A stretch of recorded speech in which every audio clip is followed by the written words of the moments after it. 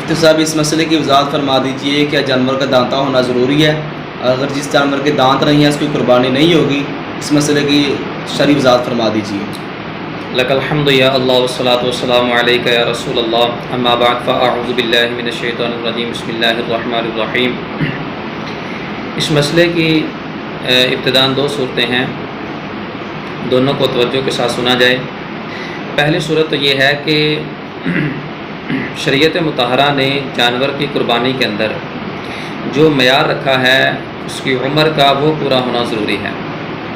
بکری بکرا ہے تو 1 سال ہے کم از کم، گائے بھینس ہے تو 2 سال ہے، اونٹ ہے تو 5 سال ہے، کم از کم اتنی عمر ہونا شرعی اعتبار سے ضروری ہے۔ اگر اس جانور کی عمر شرعی معیار سے کم ہے تو پھر اس کی قربانی درست نہیں ہے۔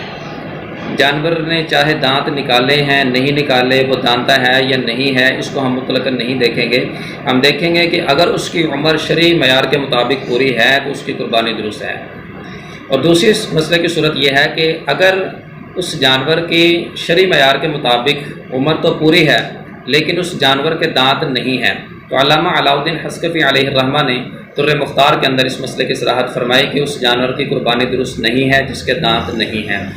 لیکن اس کا دوسرا پہلو جس کو فتاوی ہندیہ کے اندر اور فتاوی خانیہ کے اندر بیان کیا گیا کہ ایسا جانور جس کے دانت نہیں ہیں اور وہ چارہ کھانے کی صلاحیت بھی نہیں رکھتا تو پھر اس کی قربانی ناجائز ہے۔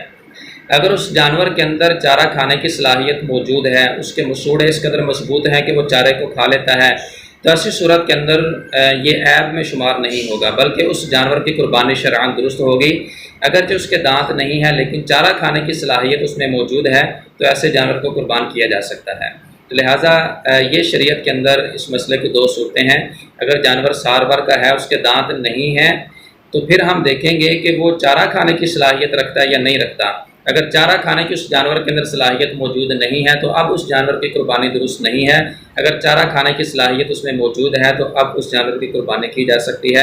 اس میں شرعاً کسی قسم کی کوئی قباحت موجود نہیں ہے۔ اللہ تعالی ہم سب کو عمل کی توفیق عطا فرمائے، آمین بجاہ النبی الامین صلی اللہ علیہ وسلم۔